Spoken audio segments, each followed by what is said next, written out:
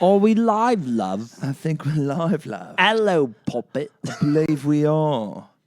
We're tracking. We're tracking For the podcast. Back in 1975, tracking all the tracks and eating meat pies. Well, it was when we were using the tape machines, right? Yes, the tape machines, and we would slice the bits and the pieces and the mushy pieces.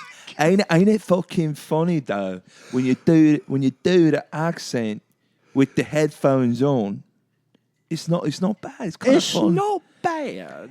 I didn't know we could curse, so that's cool to know. Oh fuck yeah, we can. Baby. Fuck. And I'm not getting penalized for it. And also, I tell this to all the other guests too. Usually before we start recording, but we're recording. If the way we do it, like if you say something where you tell a story where you're like, this is a lot. Maybe I wish I didn't say that, dude. Just let me know. Okay, cool. I'll cut it right out. Okay, dude. sick. Okay, we've had a couple people come on that have been like, I wish I didn't talk about that, and I'm like, it's okay, like it's all right. Just a little snippy snip. Yeah, out of a good. Literally, YouTube even has it to where you can just chop what the video you already loaded up. Yes. And I'll send it to you like as a private link. You can be like, looks good, cool. And then I'll just be like, seconds 32 through 38 or whatever. Just chop on it when I said, yeah. whatever. Yeah, that whole story about me in third grade, like vomiting on the school bus. That sounds like a story we want to hear. It's true, and that's not real, so I kept it in. Okay. No. Okay. Well, whatever, we could turn it into a therapy session. It's true. Too. That's Yeah. I think that candle is burning kind of fucking crazy. It is. It was distracting at first. It's starting to calm down, but now I'm like, it'll settle down. Candles, they usually settle down. They usually settle. You gotta give them, like 2 to 3 minutes. Like if you're throwing hot tip. If you're throwing a party, you should light the candles like 5 to 10 minutes prior to guests showing up, because they'll feel they'll know, they'll feel it. Oh, yeah. And that gives a little more time for the aroma to kind of spread a little bit too. Yeah, so. That's not me. I learned that from Martha Stewart. So you're like, and also your house smells like shit. That whole like shit smell. Yeah, that's just kind of might help with that. I don't know. Yeah. IDK. So, first of all, thank you for coming on the pod, dude. Thank you for having me. I feel like we've talked about it a couple times, which in passing, but we have the best in passing conversations. Truly, I have to say. I am going to start. I don't think I've asked you any questions quite yet, so I'm going to go back to the question that I always like to ask first. Okay. On the podcast for Bobby Snakes. Mm-hmm. No longer Slangen. We're dropping the Slangen. What, as far as like my DJ name and all that? Yes. Yeah, because everyone knows me as Bobby Snakes, and I was like, I'm going to do something different, and I'll go by my last name, since my last name I think is kind of wonky, Slangen and all that. Slangen is your last name? Yes, yeah. That's tight. Yeah, that's a cool last name. Yes, thank you. And it's Dutch for snakes. It means snakes, so that's why. So Robert Slangen is Bobby Snakes. Okay. Yeah. Okay. Got it. Yeah. Did I ever tell you how I got that nickname? Snakes? Bobby Snakes? No. I think it's a fun story. I was doing this album with Mark Bryan from Hootie and the Blowfish. Oh, no shit. Okay. Yeah, and I thought it was like the biggest deal of my life. Like, I was like, oh my gosh, this is the coolest thing ever. It was pretty weird. I'm not gonna lie, it was pretty weird. But he never learned my name for like 3 days. And then, I was buddy with this dude. That's and everything. So odd. Yeah. I don't want to be with you. And he's like, is that the main guy? It's the guitarist. The curly headed dude. Gotcha. I was with him, my buddy Thomas Champagne, and that's his real name, and Matt Muelling, the guitarist. He plays on Kill Tony and all that. Yeah. He's amazing guitarist. I know that name. I think he's one of the best guitarists in all of Austin. I think he's fantastic. And so the dude never learned my name. And then like 3 days in, he's like, "What's your name?" I'm like, "Robert." He's like, "Robert what?" I'm like, "Slangen." I was like, "What the fuck? What the fuck does Slangen mean?" Slangen. And I'm like, "It's Dutch for snakes," because my dad's from the Netherlands. And he's like, "Bobby Snakes." And so that's the whole moniker of it. It comes from Hootie. Well, it's not Hootie. Not And Hootie. don't call Darius Hootie. Does he hate it? Oh, yeah, You, he you hates can't. If you're him, you can't actually hate that. No. And there's I get the like being like okay, you know, like but like you can't actually be bothered by people to referring you as Hootie. right? Like, wipe your tears with all your money. Yeah, dude. Like, exactly. Eat it. Get it. Eat exactly. it. Like, come on. Get over it, Darius. Get over it. I mean, Hootie. You heard it here. He's going to flag this. He's going to be like, We shall see. But the first question of the podcast Yes. is tequila. yes. That was your choice for today. Truly. Now we did move it to all the listeners, all three of you. To all the listeners, we have switched it up from going from the guest picks their cocktail now to guest picks their liquor, picks their medicine, and we make the cocktail because we got too many Manhattans and too many old fashions. That's the bottom line. And I don't like either of those. Okay, cool. So I probably could have left it up to you to pick something more creative and whatever. And we have done some really cool creative ones, some tasty cocktails we've had. But yeah, why the tequila? Is that just your go-to? Is that your summer go-to? What are we doing? Jeez Louise. I think tequila for me is, especially with like performing, you know, you do a lot of the gigs and you don't get, especially with drumming.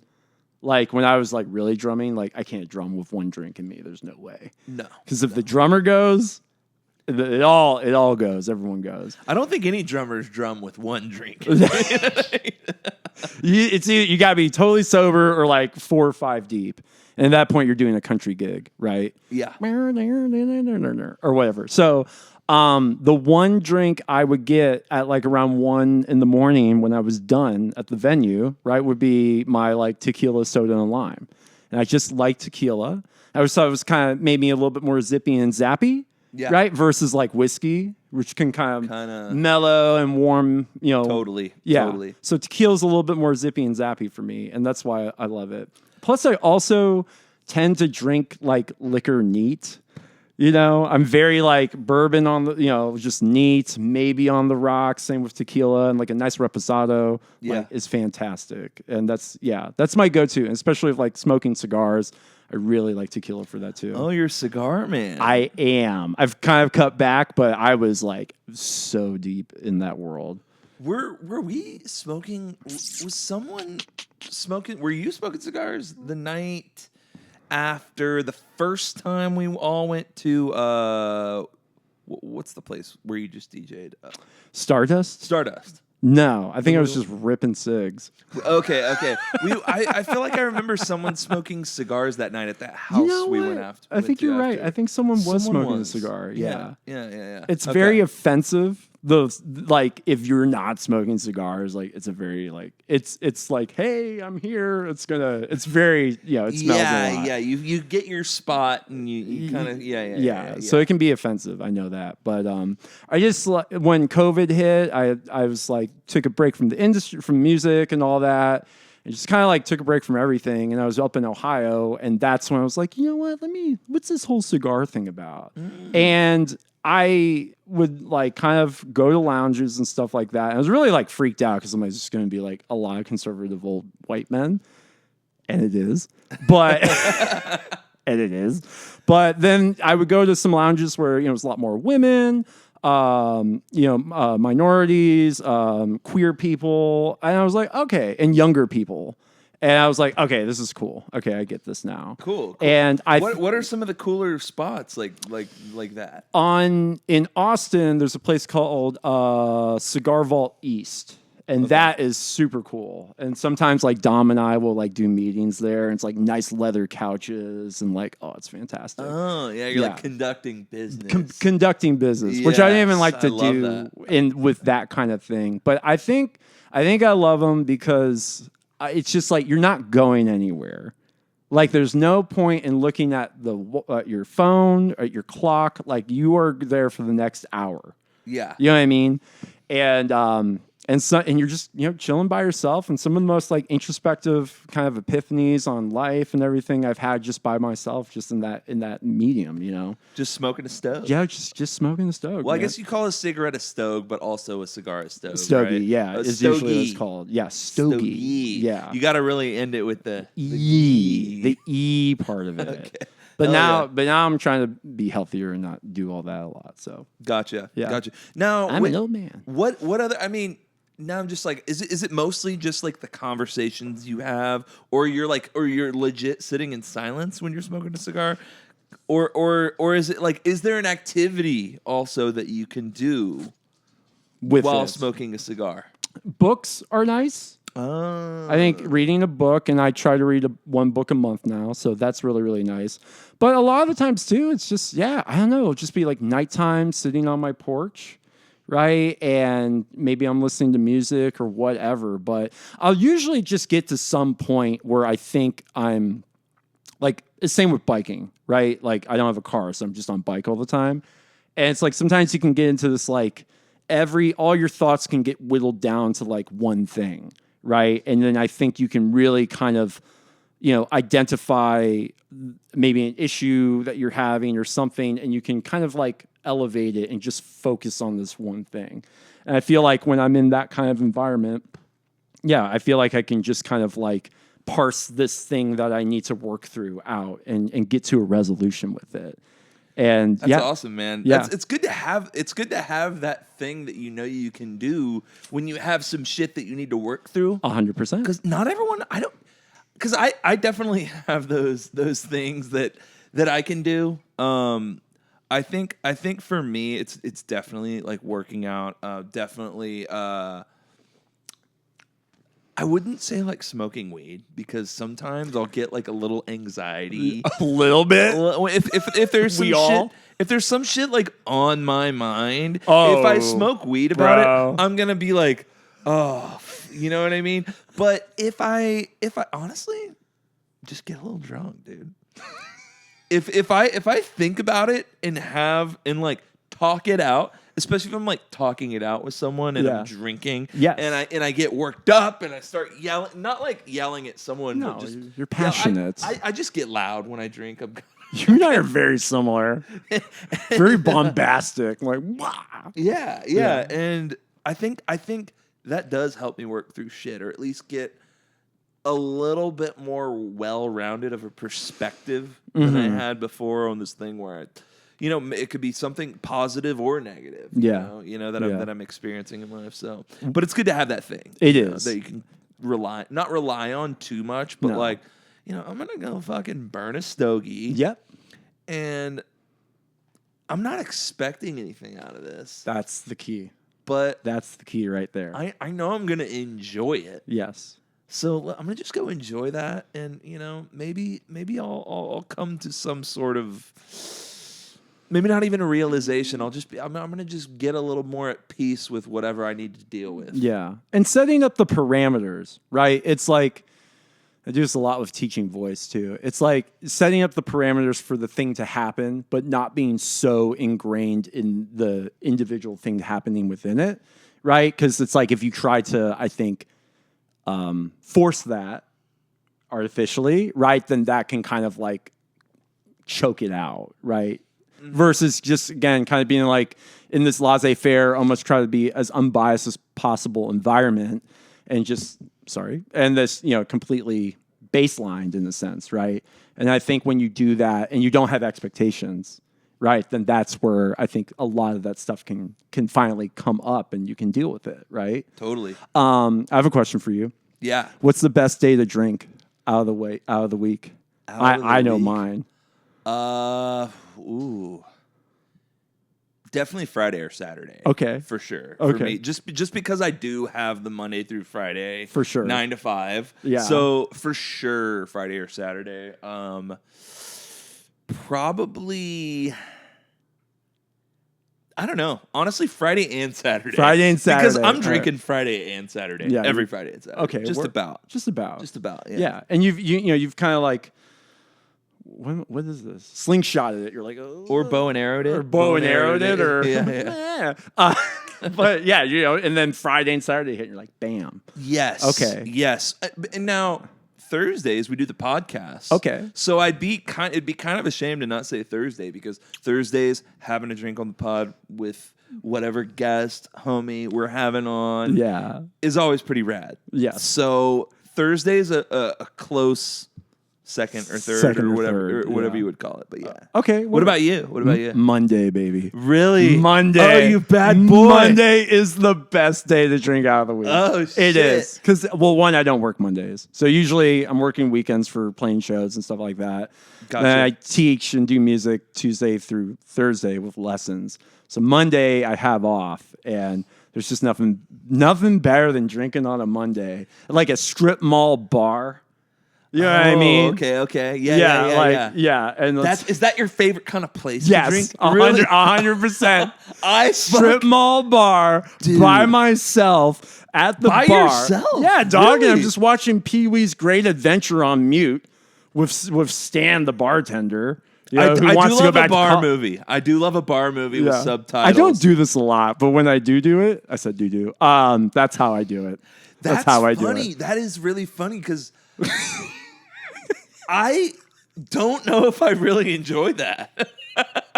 I guess, and come with me sometime. I will, but I thought you liked to do it alone, dude. Well, no, I mean, whatever, or in good company. I'm just saying, all right. because I'm on my bike all the time. And one thing I have to say I've been on bike for 5 years, and it's just, I don't know, when a light day, I'll probably bike 5 miles. If I'm having a medium day, 10. If I'm really biking, it's like 20, 25 miles a day. And that's why you look so good, dude. Look at these legs. You got some good legs, dude. If I could be a model just for my right leg, was that like David Duchovny in Zoolander? He's the hand model with the glass. Yeah. If I could do that for just my right leg, I'd kill it. Why just your right one? Is it better than it your is left? because I have from drumming for so long, I have like one big right calf, and then look at this little tiny calf, and then my right calf is like. There is a significant difference. Yeah, that's kind of funny. It's like was that Simpsons episode where Homer just works out with the one dumbbell? Do you know what I'm talking about? And he's just eating sandwiches and drinking beer on the couch, but he's just doing this, and he has one pass. I was scrolling on Instagram the other day, and I saw this guy. You know how these people post like day 136 of doing push-ups till I could do 100 in a row or stuff like that. Yes. This guy posted a video of working out only one trap for day 200 or something, and this guy had just this muscle, that muscle was like huge, and the other one was just like scrawny, super scrawny, and it was the most bizarre looking thing I've ever seen. So funny. It was so weird, and the comment section was gold, dude. Bro, I love the comment section. what do you think his job is? Like, he does corporate like tech, and his boss is like, Anthony, I'm noticing some not synergy going on between not robustness between your two traps. What job do you work that gives you what do you do in your life in general that allows for you to do something that wild? Nepotism. Good old Nepo baby. He could just be some super rich ass fucking trust fund baby. I know. And he's like, instead of trying to feed the world, you know what I'm going to do? I'm going to get this one big ass trap. What are you going to do with that? It's bizarre. Just going to like be able to crack walnuts with it or.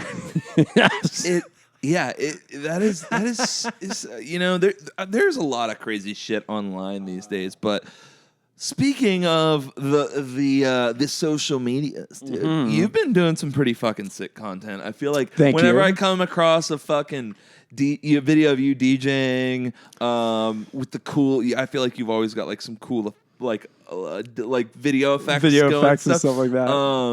I always dig it, dude. Thank you. I always dig it. Yeah.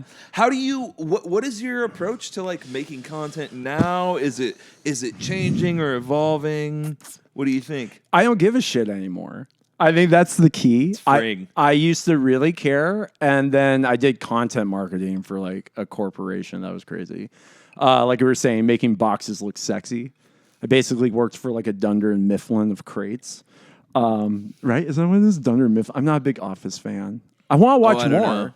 You know, The Office. Is that fucking fly? It's We right had here. this fly in the house. it's like that Breaking Bad episode, the Fly episode.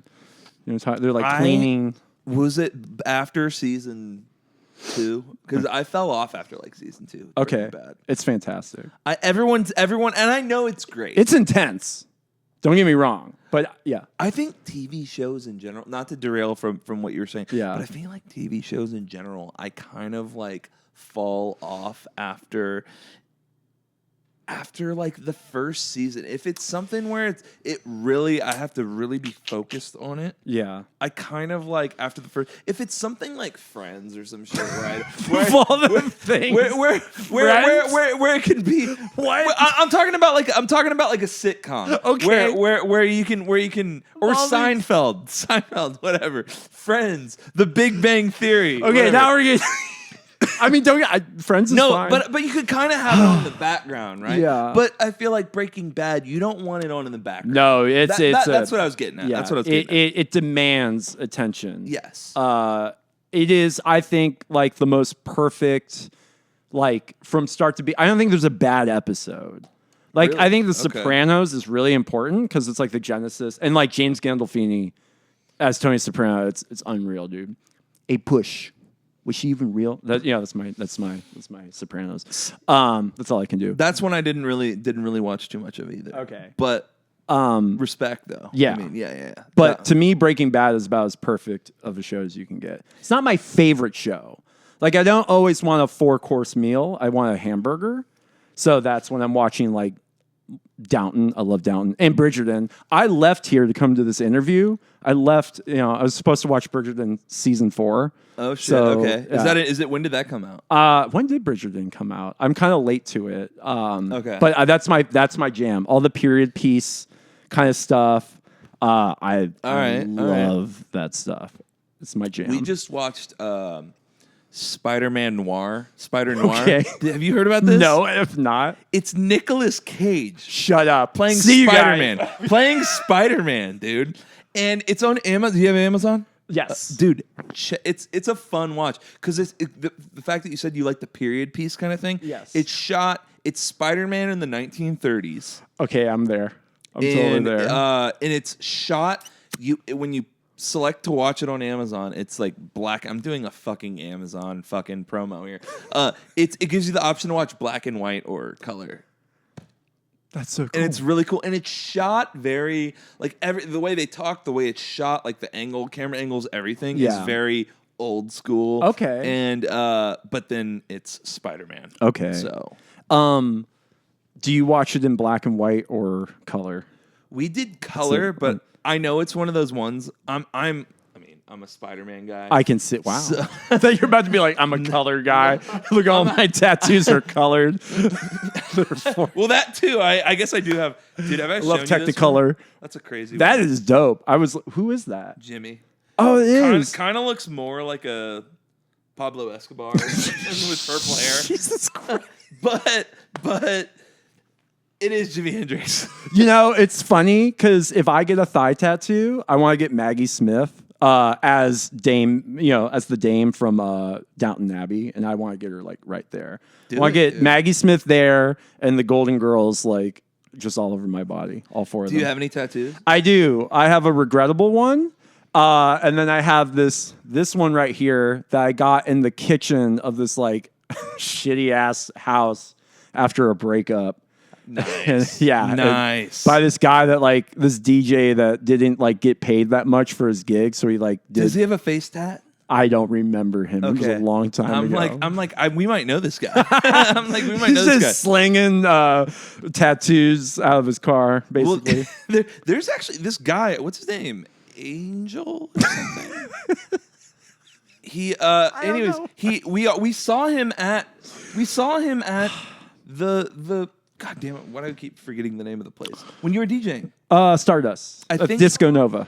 Elijah. I think he was there. Okay. And maybe he's the guy. Maybe he's the guy. Who I knows? thought that was a very painful place to get a tattoo. This one? I did not like that at all. And everyone One, was watching not me. so bad. Everyone was just watching. I was just in this kitchen, and like I thought this one person was like hot, and they were watching me, and like You're like crying. yeah, I was, and I was like, I'm good, I'm cool, I'm cool. I'm like pale, Oh, like yeah. sweating, gray. I'm like, fine, whatever. Like I think my blood sugar's low.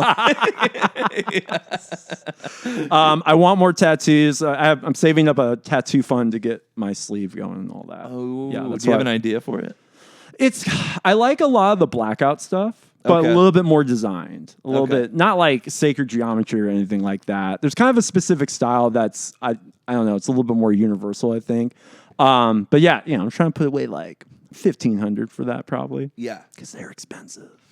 they are expensive. They are, but it's the tattoos. I always say it's like when someone's like, yeah, they want to charge me like $1,500 or $2,000 for this tattoo. I'm like, well, you're probably gonna get a good tattoo. Yeah, that's the thing. Because know? if you, dude, I love those. It'll be like on Reddit subreddit. It's like it'll show. It's like a picture of their dog, and then they died, and then or their grandmother, and then they reveal it's like.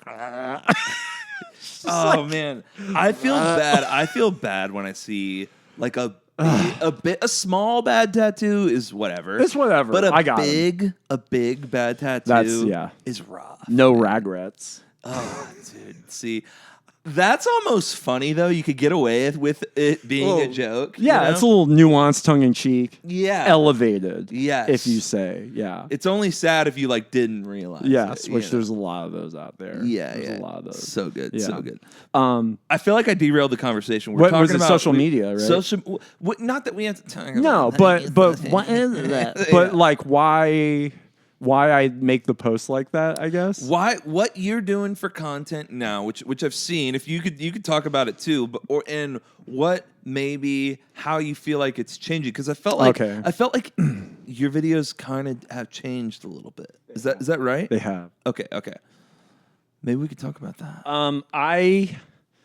I pride myself. I'm having more fun with it because I like. What would you say is one step above a troll? Orc? Ooh. Is it orc? Yeah. Okay. Probably. So instead of trolling, I do orking. Okay. And Major trolling. Yeah, but it's elevated.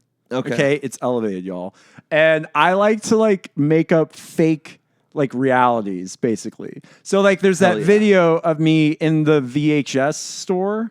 It's not real, but a lot of people thought it was real. But in the description, I'm like, shout out to Earl's like VHS Emporium off of Main Street and So I like make this whole thing, and a lot of That's people awesome. thought it was real. And That's so good. see, it's not. I'm not making fun of anyone. If anything, I'm making fun of myself. I'm just Yeah. like creating like alternate realities that are preposterous. And dude, I love that, and I also think that like people that are making content, Yeah. and they're like serious about it. I'm like, Lame. so lame, bro. So lame. It's like we all are like. I feel like artists. It's kind of it. I don't know if I want to say unfortunately is a must for all artists these days. Yeah. It's definitely a must. I think we can all agree on that. Yes. But and maybe there's a little bit of like I feel corny when I do like a reel to promote this song. That I just put out. You know what I mean? Yeah. And it's tough. I have a hard time with that. Yeah. You know? I did for a long time. Again, Yeah. I just like don't give a shit. See, that's and good. and I feel like my content is more centered around my life and my daily life and like how again, I didn't even realize people read my descriptions because they're batshit. And I get into people think they're AI. They're not. I'm in this state of like I've just woken up. I'm still high from the night before, but I'm still tired and I have a little bit of coffee in me. And that's where I make these awesome I think they're great. They're these ramblings in my descriptions.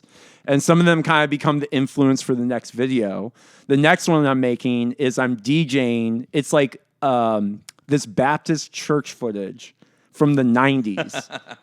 Hell yeah. And everyone's like writhing on the floor, right? And I'm the DJ in this massive mega church, and I'm doing like psytrance. So good. And everyone's like, and I'm like, shut up, like that. That's so good. Yeah, to me, that it's like I'm making fun of myself, and I think you have to make fun of yourself regardless. Anything, especially with social media, like you have to make fun of yourself. I make fun of myself with my music too, and like, or even with DJing. I don't like people looking at me as much when I DJ because it's not like performing. You know what I mean? And people are like, I love watching you DJ, and you know this. Oh, thank you. You gave me some good compliments. I appreciate that. Dude, I will say it again, like I said it to you the other night. My man gets in there.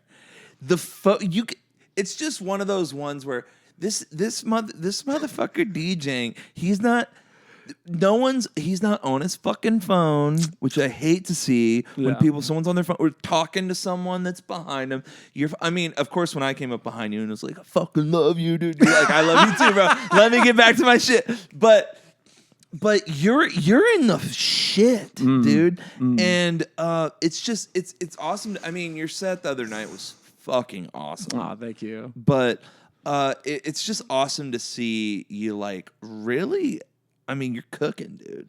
Thank you. It's awesome to see where you're really like, because I wonder what % of people actually know what the controls on a DJ deck are. Yeah. And I know enough, I bought a little deck, right there. I see that. And I've played around with it enough to like know what everything does. But I wonder like for people that just don't know anything about it, what their thoughts are of, or what it was about the DJ set that they loved so much. Yeah. So, but maybe it's just song choice and the flow of the whole thing. I don't know. Listen, I've said this a few times now. I've done music basically my entire life. I have never been as stressed out than with DJing. I've never been so full of anxiety and stress like DJing. Really? Yeah. I think because, one, I still feel pretty green with it. Yeah. So how long have you been doing it? I made the switch to music producing about 5 years ago, and then DJing really in the nitty gritty of it probably a year. Okay. Really? Yeah. I haven't been DJing because again, it's like you create all this music. And you're like, man, like, I'm on stage with like my Push 2 and Ableton, and it's okay, but like being able to finally not rely on that and being able to basically be in, stick shift. Yeah. Right. And because like when someone's on the Push 2, like your set is pretty much set. Right. And you have to basically put all the tempo modulations, all the transitions. You have to bake that in. That's and like clip launching. Is that like a clip launching thing? If you do it like that, okay. And here's a big thing I think with DAWs and Ableton for me is like there's arrangement mode and session mode. And I've been in Ableton for over 5 years now. I've never been in session mode. Really? I'm only in arrangement mode, just doing the linear from left to right like that. Okay. And at one point I'm like, oh, now I'm gonna learn. I know that's an impression of myself, but I'm like, now I'm gonna learn how to do that. And then I was like, this is way stupid now because I'm so set with this one. I know arrangement mode. Interesting. And I think with all technology, especially with music, I learned this from Rez. I've never met her, but she said this in one of her production YouTube videos.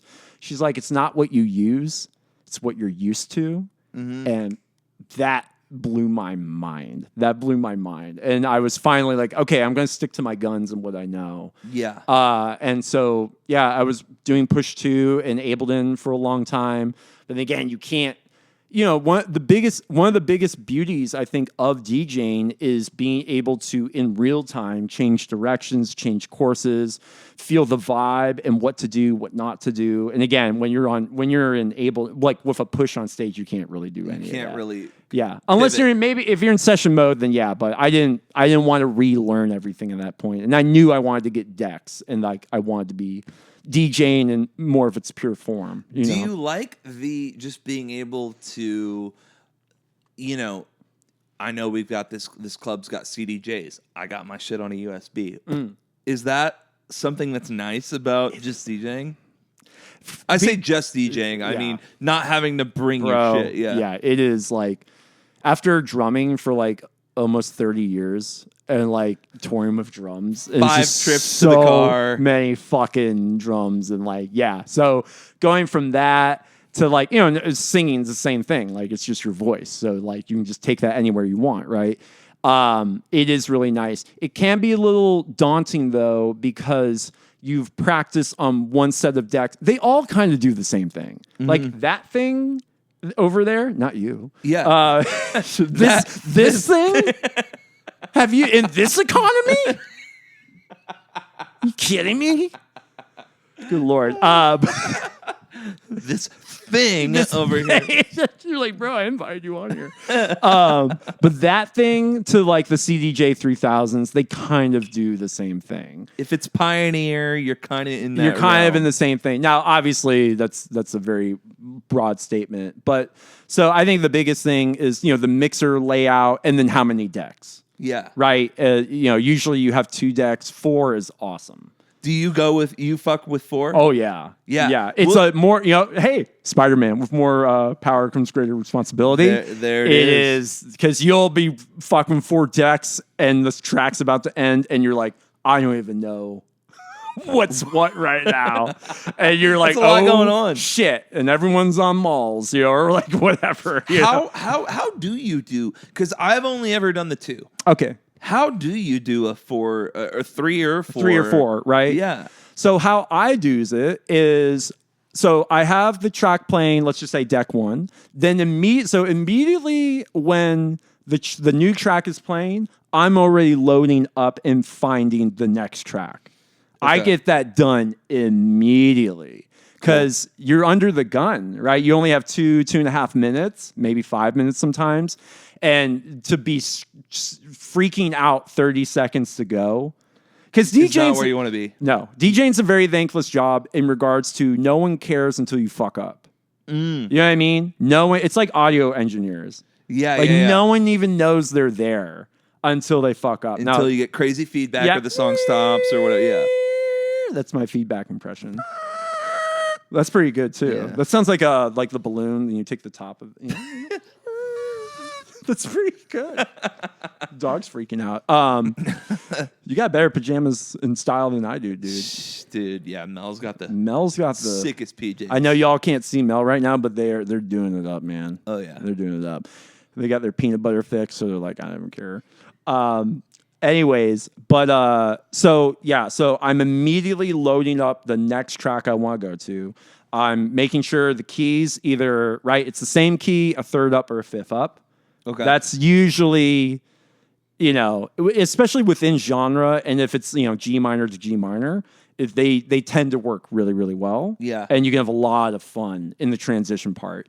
If it's a third up or a fifth up, you got to be a little bit more careful and just make sure that the melody structure or whatever is working in relation to deck 1 in that key, right? Gotcha. So if I'm in G minor, I'm loading up a track that's in D or B. Right? Or C minor? C minor, G, B, D. Well, then... Or E flat major? E flat major, you could do that, right? That's a third down from G, right? So you could do that. I'm just trying to show that, like, I know. I know a little bit of that theory. I know a little bit of that theory. I'm just saying. But usually, again, it's either 1, 3, or 5 in the same key, a third or a fifth. So then... I have the BPM set and where I want to launch it. Then I have 2 extra decks, right? And then that's where I can get really improvisatory. Okay. So then maybe I'll take deck 3 and then find a section of a track, maybe like a break where there's a melody. Okay. Right, and there's no drums or anything like that, right? Gotcha. And so it's more mid or treble heavy, and then I'll find and isolate that and loop that part, and then cue it, and then I can mess around with that melody structure that's then is looped with 4, 8, 16 bars, yeah, and then improvise over that, and that's where it gets fun. I mean, that is really, of course, you can fake DJing. And unfortunately, we're at a period of time where I think the whole thing needs to kind of crash and burn because it's so frothy and there's so much. Kind of reminds me of like, I wasn't alive during this, but it kind of reminds me of disco. You know, disco was really only a 2.5, 3 year thing. And it kind of fucked the whole thing up, and it was just so mainstream and everyone hated it. And I feel like you're kind of seeing that a lot with like DJ influencer shit and all that, Boiler Room and all that. Yeah. And so I think the whole thing is kind of frothed over. So I think it needs to kind of revert back to the 90s, you know, in a lot of ways. And also why I don't like people looking at me. Because it's like in that space, it's like I want people to be interacting with each other, to be creating memories with each other, and be together, right? Yeah. And it's like, and yeah, I curate it, right? I curate that thing. My big like ideal setup would be a circular slightly raised stage in the middle of the venue that rotates super duper slow. Ooh. So it's like if I'm DJing for like 3 hours, if you're just looking at me, you won't be able to tell that the stage is rotating, right? But over a 3 hour period, it's like going super duper slow. So there's never a peak spot of where everyone's looking at you. Is there a place like that in Austin? Not with a rotating stage. I mean, if you go to Kingdom, you know, then like that's usually set up in the middle. Mm-hmm. But again, that's like a techno club, right? That's a very different thing than like Empire Control Room or like even like a warehouse kind of vibe, you know? And so, but that doesn't rotate or anything. And I did meet a guy at Central Machine Works. I forget his name. I have his contact information though. And he designs stages and he actually wants to do something like that, which would be awesome. So sick. So cool. Yeah. But it's like that the week of that show, the Disco Nova, dude, I bet I practiced 36 hours. No shit. I would sleep on the floor. I'd have my gear on my bed and I didn't want to move my gear because it's fucking heavy. And I would just lay on the ground like for 5 minutes, wait for the track to end, like get up and like practice the train. Cause it's all about the transitions. Yeah. You're curating the set, seeing everything work together. And then the transitions from track to track, you figure out what the moves are for that. Like low pass filter, crossfade out, take the highs out of this, loop that. Yes. And you're practicing that sequence 10, 20, 30 times. Do you have, for your DJ sets, do you have a set list? Or how much of it is, I think this one's where I need to go next? It depends, because I have that gig next Saturday. So what I like to do is I like to like curate the set for the show, and then if it's good, then I'll like keep that set in my Rolodex because I know it's good at that point. Yes, but like I also for this show coming up, like I don't want to necessarily like have repeats that y'all have heard. So it's kind of like a good problem to have where like it forces me to then create an hour set for this that's very specific. But then again, then it's in my Rolodex. And then if I go someplace else, I know, oh, this hour set is fucking awesome. You could go back to this 90-minute set is fucking awesome. And then within that, depending on, again, that's the beauty of DJing is like, you know, it's like depending on the night and the vibe, you know, you may go in a completely different direction. And that can be freaky, but that's why you have to practice 1,000 reps. Like if we need to slow it down here or if we need to move it up here, I have to be able to kind of pivot at any point. At any point. And there is something, though, like I obviously do the fun gigs where you don't make a lot of money, but you're playing. It's just rad. It's good audiences, good vibes, you know, warehouse scenes or whatever like that. And then I do I call it like the wedding DJ shit. Yeah. Right. And that is, you know, whether it's more corporate or like I go up to Maine and I'm the audio director for this event. And then I DJ for like 9 hours, you know, over a 2-day period. Whew. And that is like, you know, Whitney Houston, you know, Janet Jackson, you know, 80s Madonna, which is a fucking vibe. Dude, Madonna and Janet Jackson and Whitney Houston stuff. Club bangers. Bro, from the 80s is so good. And anyways, but that is like 1,800 tracks. And again, it's all organization because I have to go through those 1,800 tracks. I'm not going to listen to all of them. Yeah. Fuck that. I'm not doing that. But what I do is I'll maybe preview a track for like 20 seconds. And it's not even like genre specific. I'm like listening for like thickness of the frequencies. And so some tracks I feel like will be thinner. And then I get very Leslie Knope, very like color coordinated Excel sheet. And then I'll be like, oh, that one's thin. And then all the thin ones are kind of green color for me. No shit. Yeah. Okay. And then I have like yellow, and that's maybe a little bit more housey, or there's just a thickness to the bass and mid frequencies. Do you code these in a certain program? In Record Box. In Record Box. In Record Box. You can assign a color to the Yes. track? And then that a color will then appear on my decks. So then I can go through, and then in real time, because in that is when it's like the wedding gig shit or whatever, then there's no set order. There kind of is, but then there has to be flexibility. You got to be able to play the request. Can you play whatever. Margaritaville? Yeah. Can you play Jimmy Buffet? You know, it'll blow my fucking mind. Dude, song requests suck. I thought that was a joke. It sucks, dude. It does sucks. suck. Because you're like, you're like bouncing 8 plates, and they come up to you and they're like, yeah. In that situation, do you have the track downloaded already? Ideally. Sometimes, a lot of the times I don't. You'll download it on the spot? Download it on the spot, put it in there. I've done that before, too. Yeah. Yeah, That's too much. That's a lot. It's too You know, much. and I think if people fucking knew. They don't know. They don't care. fucking know. No, because they're 8 of these deep. You know? Shall we take a shot? Let's do it. Let's do it. Also, I want to ask you about that Negroni because I noticed you haven't really touched it. Well, no, is because it not hitting. No, it's because I can only cheers. It's a tequila Negroni. Cheers. Thanks again for being on here, dude. Pleasure, man. Awesome. No,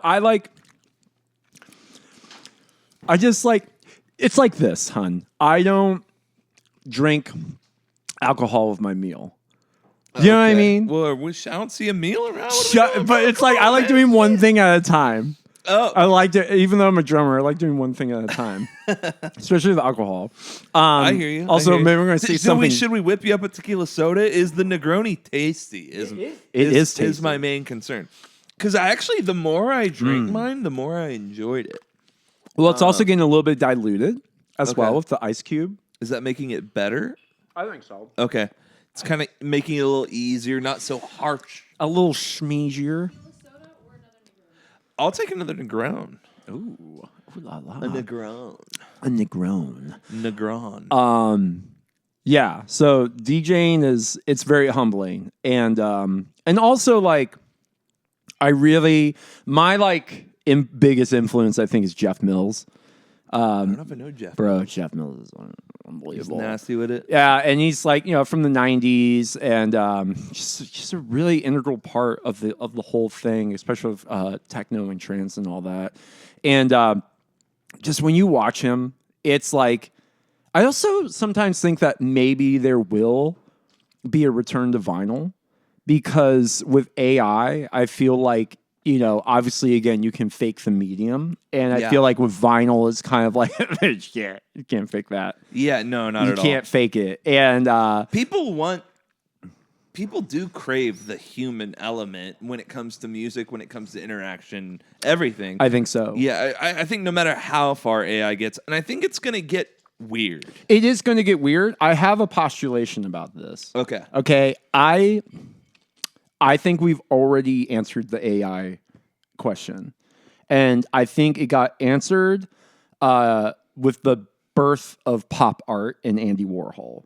I think Andy Warhol and pop art was the most disruptive medium for visual art, because it was like, wait, now I can just reproduce a tomato soup can 20 times and put rainbow color on it and sell it now. And so I think pop art disrupted kind of mass-produced art, right? But I was actually in the fine art space for a little bit, is tax evasion, or a tax haven. Dude, it's I worked with some very very fancy people excuse me that were that had a gallery in like New York. Okay. Dude, it's the amount of money. It's insanity. Are you meaning like they're like laundering money? Yeah. Okay, yeah. Or yeah. I mean, it's just a place you can put your money and it's not going to be taxed or if you sell, then I don't think there's any tax implications with realizing, like, when you sell an asset, and you realize it, then that triggers a tax event, right? I used to be in that world a lot too. But yeah, so I mean, visual fine art is a massive billion-dollar industry. And so I think music is going to kind of go through the same thing, where what's going to get the most disrupted is basically like your Beyoncé's and that level of it, because there's clearly a bottom line and there's clearly a dollar. Everything below that, and even remember the gap between like us, right, and like who we think are big artists is like that compared to the super. Yeah, There's such a massive gap. So I think everything below that, people are still going to want the human element, right? Which then it is more incumbent. Is that the word? It means that there's more responsibility on the artists themselves to be almost a brand. And a lot of people don't want to do that. A lot of creative people don't want to do that part of it. Have you experienced I have one buddy who when he makes beats, like, just he's into the MP. He actually got me into like the MPC. My buddy Ryan. Okay. He had an MPC XL, and we were always making beats on it and stuff. And as soon as I think it was like Suno or one of those AI music, he started just like, kind of for fun. He was not like serious, like I'm producing with this AI shit, but just for fun, kind of got into like, make a song about this with these lyrics and fucking and make something, and would be like, dude, isn't this shit crazy, like good? And I'm be like, it's there's a level of that's fucking wild. Yeah, for sure. You can tell it to make a song in this style and with these lyrics, and make up, maybe write a bridge too. Mm-hmm, mm-hmm. It's pretty fucking crazy. Mm-hmm. But the thing that I always came back to was like, look, dude, you can fuck around with that all you want, but any of your time, which it's not a whole lot of time because it's fucking AI and it's all instant. Yeah. But the amount of time that you took to type out that prompt that you gave that shit, you could have been trying to authentically figure out, you could have been giving yourself an idea or working on an idea and ironing one out, or learning how to create your own bridge to a song that you're working on. So my thing was like, for anyone utilizing AI, I think the people that are doing it are saying, well, no, it's expanding my creativity. And I think that's the biggest load of fucking bullshit. I think it is too. Because you're actually not even exercising that muscle at all. And why are we here? What is the point of all this if you're robbing yourself of I'm old school, baby. But no, it's like, what's the point of this? The point is it's not the destination, it's the journey. And that's the artistic, that's why we're here. That's why we're doing this. We're interpreting this whole ride and the struggle of interpreting it. And it's so crazy because it's like, people are just, I don't know. There's two types of people in this world. People that their parents cleaned up after them, and people that had to clean up their own shit. I came from an immigrant family, so I had to clean up all my own shit. And where was your family from? Holland. Okay, cool. Roermond, which I'm going to be back in the Netherlands next month. Let's go. Yeah, I remember you were telling me that you were living there at one point. And... we used to go back there quite a bit, and then would ideally love to move back there because all my Dutch family is there. They're all in like the southern part and like Limburg area, so it's like Roermond and Lynn and like Maastricht and all that. But it's awesome. I miss it, and I'm really excited to see my family next month. And then my dad is flying in with my nephew on Saturday, and we're going to go to the Netherlands-Japan Cup game.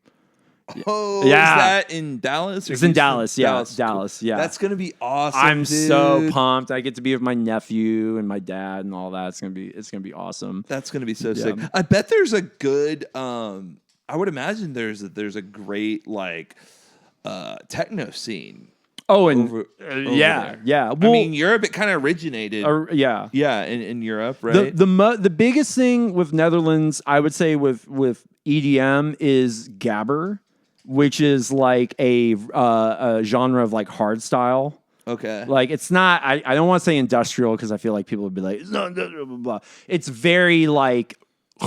I can't do it. It's very like bitty, but Dude, it's very harsh. You cannot. Okay, so you cannot like offend me with like EDM subgenres, bro. I'm like splitting hairs You here. know, maybe your demographic Yeah, and right. following will be like, no, that's not gabber. That's not tech Techno. house. That's electro house. Yeah, that's electro house sub like par Tiger Woods samples or whatever. Dude, you know what got Let's me? make that. You know what fucking got me, dude? Really good. When someone was like, the first time I heard someone say, listen, you're gonna love this. You're gonna love it. When someone said, "Oh, this is drum and bass," Okay. I said, so there's fucking drums and bass like any fucking music ever. Are you fucking kidding me? Like what is drum and bass? Oh, this subgenre of EDM is called singing. It's called with vocals. Like, are you kidding me? Drum and bass? They need a new name for it. I need. Can we at least lobby for that? There's something that's called D&B. D&B. Yeah, Dungeons and Baggins. I practiced that one in the mirror last night, and it landed pretty well. I think we were talking about Lord of the Rings on a podcast recently. Really? Or Maybe- maybe are you a fan?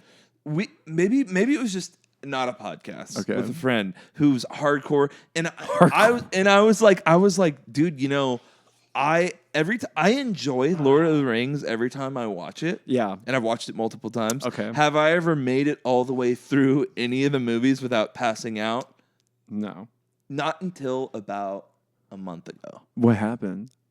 I was like, my buddy was like, well, I let's ran out fucking of do it. weed. That's what. And my buddy that's like, I love Lord of the Rings. I was like, well, all right, cool. We were at the pool, down in the neighborhood pool. Okay. And I was like, let's do it. And we get in. We were at the pool. I'm like, let's go back to the house. I'll watch Lord of the Rings right now. do We some watch it. Lord. And I'm like, I've seen this. And some then like Lord. the whole movie, I think I've seen all of this. I just hadn't really done the whole thing all at once. And I look over and he's passed the fuck out like half an hour in. But I'm like, fuck, I'm going on the ride. Okay. And Fellowship of the Ring. Fucking slap. It's great. Clearly, you know, Yeah. amazing. And it's an insane, awesome production. For sure. You know, like just the details that went into it. Yes. The level of production for the whole movie is insane. Yes. But no, I had a beautiful ride. It was great. That's great. That Lauder. That's what I call it sometimes. Lauder. LOTR. When I see it like that on like subreddits, I'm like Lauder. I like never was into Lord of the Rings, and then like 8 months ago, for lack of a better term, I got like horny for Lord. Like I was just like, I need to see this. I couldn't stop thinking about this movie. I was like going feral. I like couldn't get work done. I'm like, I just need to watch Lord of the Rings. Had you watched it?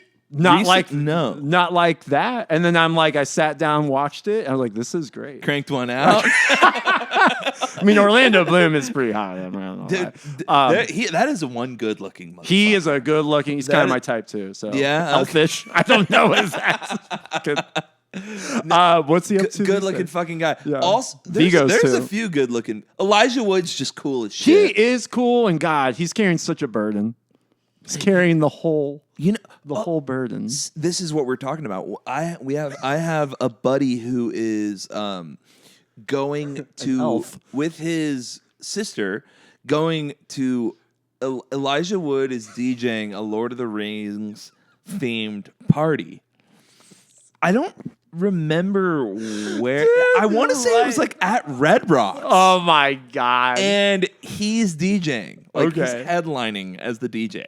And I'm like DJ Baggins. DJ Baggins. But I was like I was like, that sounds awesome. That's pretty cool. I would know, definitely go see that. sure. I love Phantom of the Opera, and there's like Andrew Lloyd Webber like did a DJ set.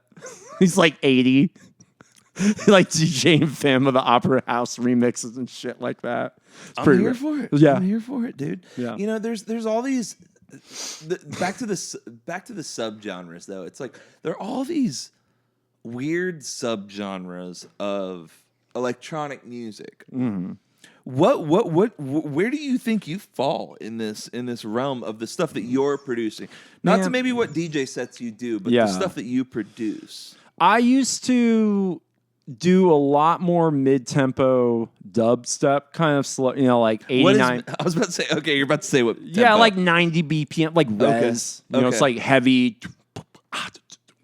It's almost like instrumental 9 Inch Nails. Okay. That's kind of Okay. like, but very, very heavy bass.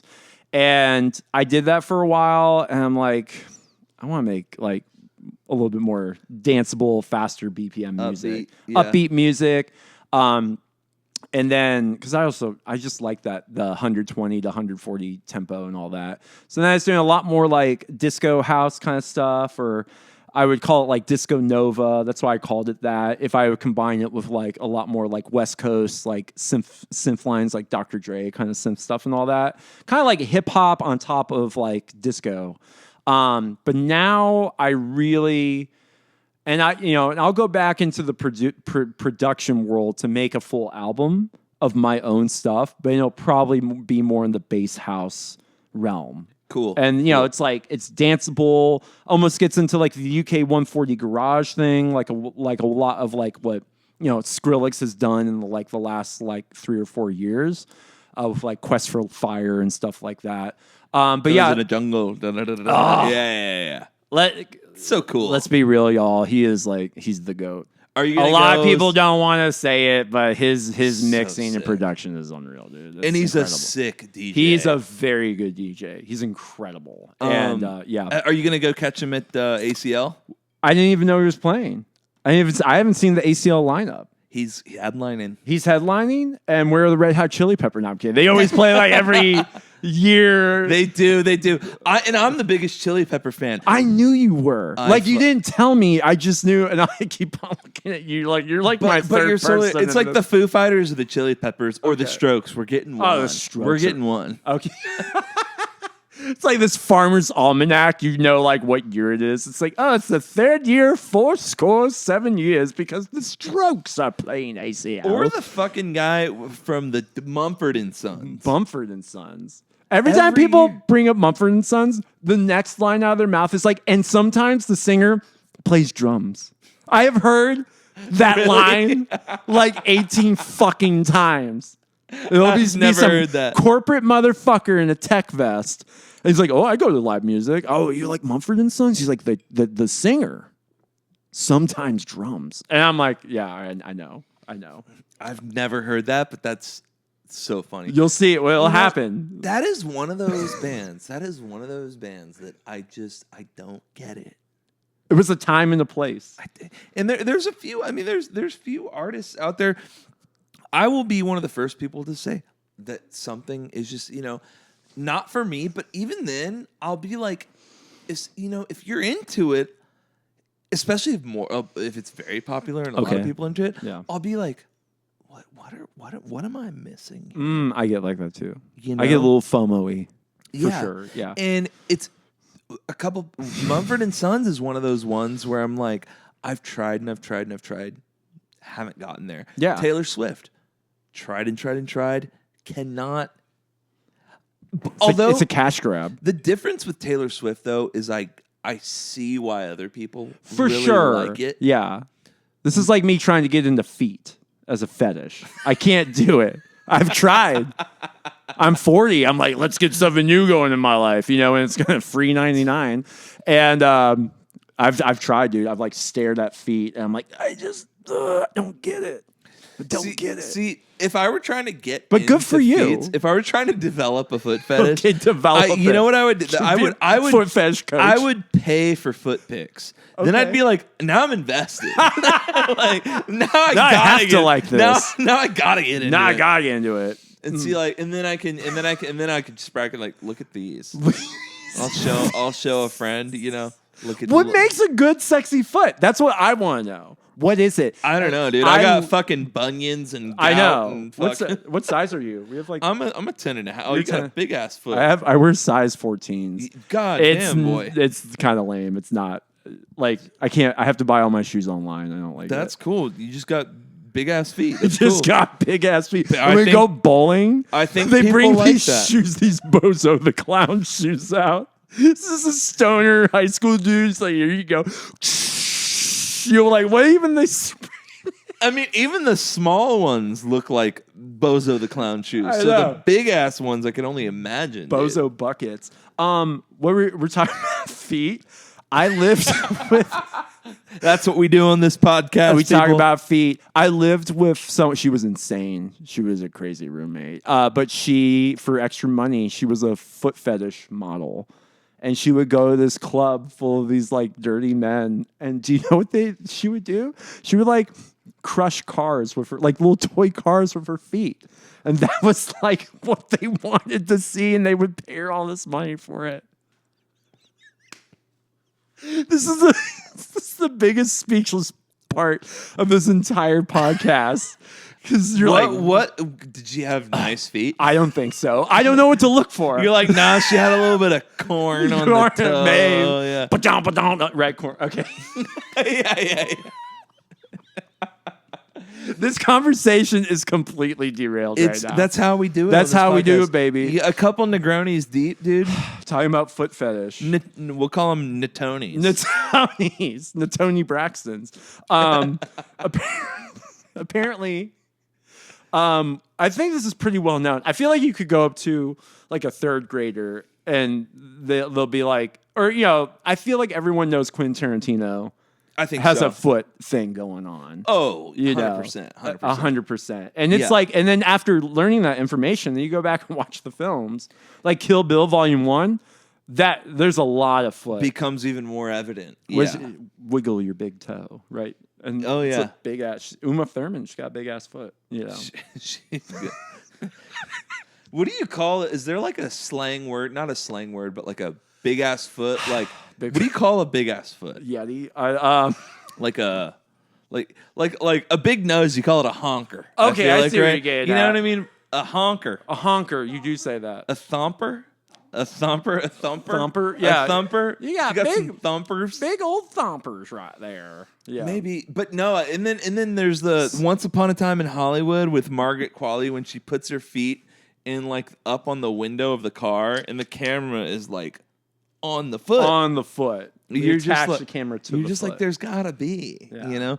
And I wonder if it's one of those things too where he's got to know that that's his thing. Right? Yeah. I see again. It's like that guy probably has everything in the world, has had most experiences in life, Just not and he's like, "What's Margot left?" Robbie's feet. He's like, "What is left?"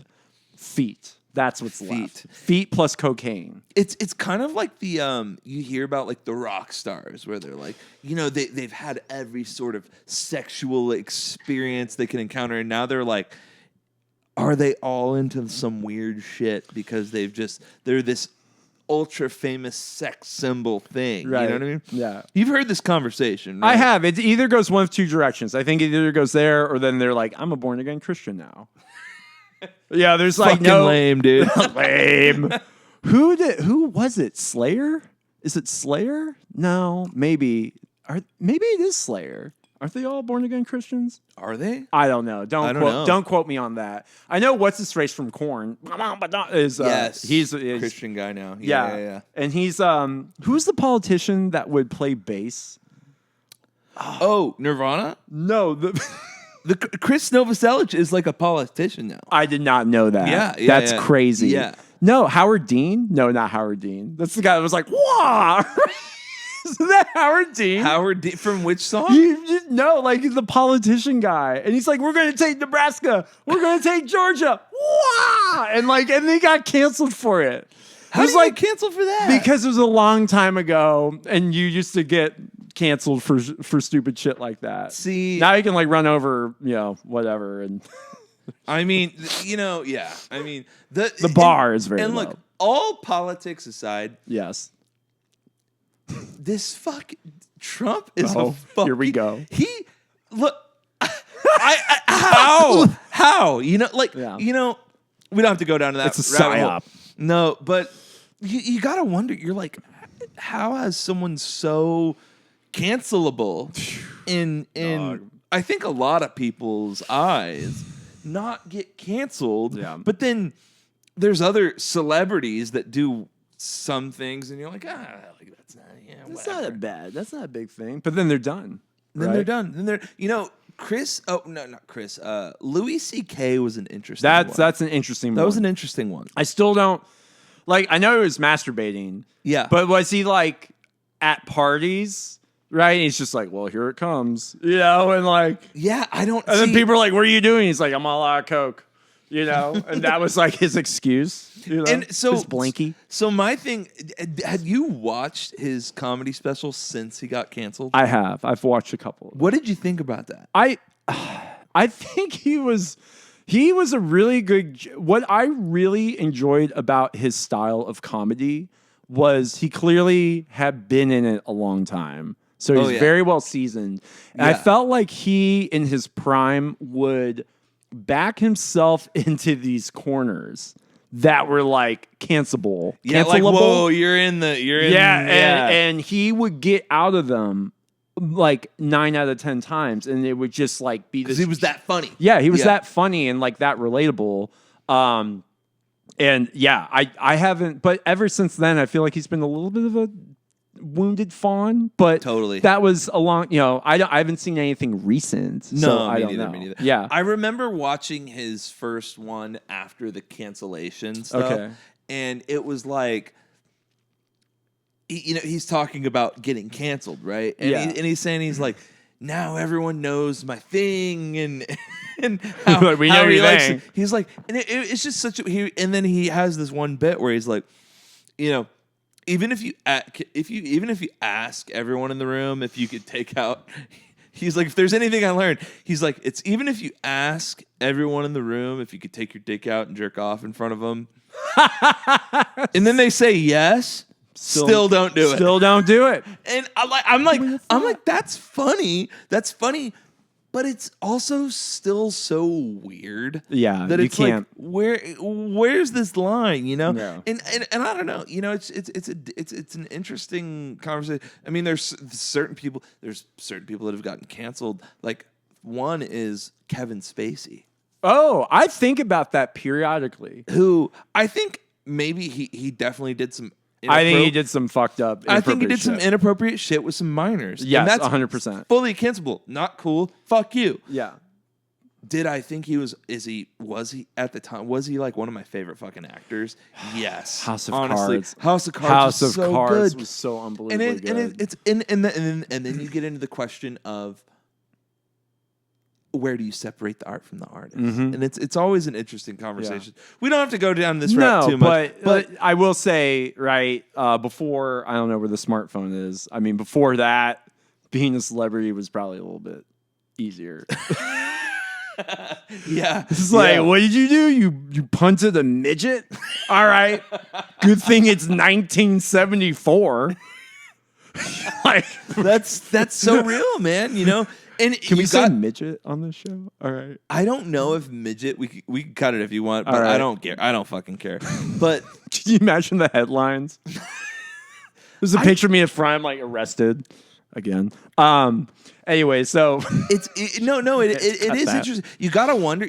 But that makes you think. It's like you gotta wonder what the celebrities of the '70s, the fucked up weird shit that they were doing. Yeah. Ooh. Or like the 1910s, they're like, hey, what do you want to do tonight, Barnsby? They're like, let's murder a homeless person in the alley. Even worse. The further you go back, even fucking worse. Even worse. Even fucking worse.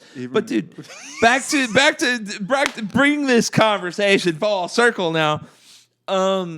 let's take it back to some music. Okay, yeah, music. That's why we're here. That's why we're here. Yes. What do you have? You can do that again. See? Now you're developing the foot thing. All right. There we go. That was my plan all along. What do you have? What is? You said. Oh, here's a question I meant to ask you. Okay. You said you're working on the bass house kind of album. Thing? Is that something that's being worked on now? Ish niche. I have. Well, again, I'm going to be traveling for a little bit, and then doing some gigs on the road, and then so I'll be working on stuff. I have a really cool remix I'm working on. I don't want to say what it is yet because it's not done. Okay. But it's really cool. You have to tell me after. I will tell you after. Okay, cool.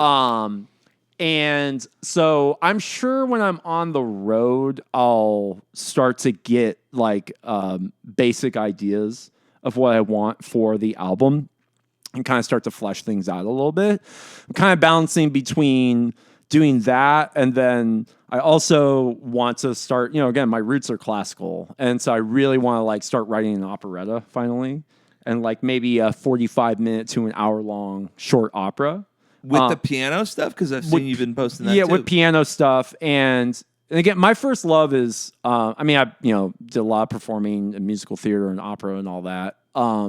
But I think why I started doing music is I wanted to be a composer. And I think that's also why I chose to do classical music, because I wanted to make sure I knew my music theory, my form and analysis, conducting, and all of that. So I used to write a lot more, write everything out with sheet music and like write all the parts. So that's kind of my first love. Cool. And it's just, I don't know, it's just kind of like, it's very relaxing, I guess, in a way. When you said on the road, do you have a tour coming up, or is that just going to be your own travel? Just my own travels, and then I'll have shows in Maine and Ohio, and I may have a gig or two in Amsterdam. Dude, you got to market that as a tour. I know. I'm just waiting for if these dates are going to like totally solidify. If they don't this time, it's fine, because again, my main focus is like one, I haven't taken a vacation for myself in a long time. And then also again, like reconnecting with my family, because I haven't seen them in like 4 or 5 years.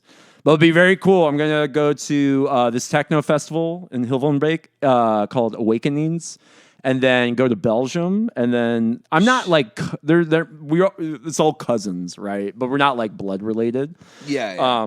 But they're in Belgium, and so I'll get to hang out on a farm for like 4 or 5 days. And it'll be really cool. With Joost, Eert, Beert, and Gert. That's like the perfect kind of thing to like the creative Jason. I know. Flow. I know, and I hope they have a piano there. I think they do. You'll have a laptop. I'll have a laptop there, but again, for compositional stuff, piano is my main thing for that.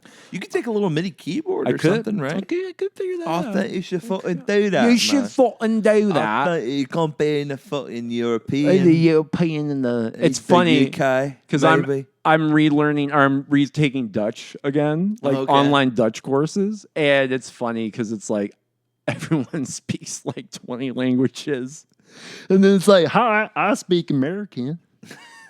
I speak this. They're like, what else do you speak? You're like, that's it. That's it, brother. That's it, dude. Everyone else is from like China and Bulgaria and stuff like that.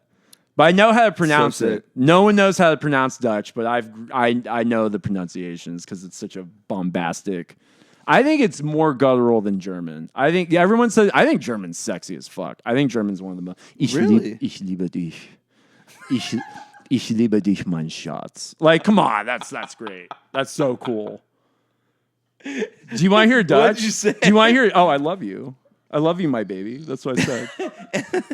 And that's amazing. Ich liebe dich. Yeah, Dutch is like, goedemiddag, hoe gaat je me vandaag? Like, that's crazy. That's fucking nuts, dude. That is wild. Hoe That gaat me je sounds vandaag? wild. Yeah, it's crazy, dude. Was that I love you too? No, that's like, good day. How are you doing today? Okay. Yeah. Holy shit! Yeah. And now we're gonna do the Dutch portion. The Dutch version of it. We're gonna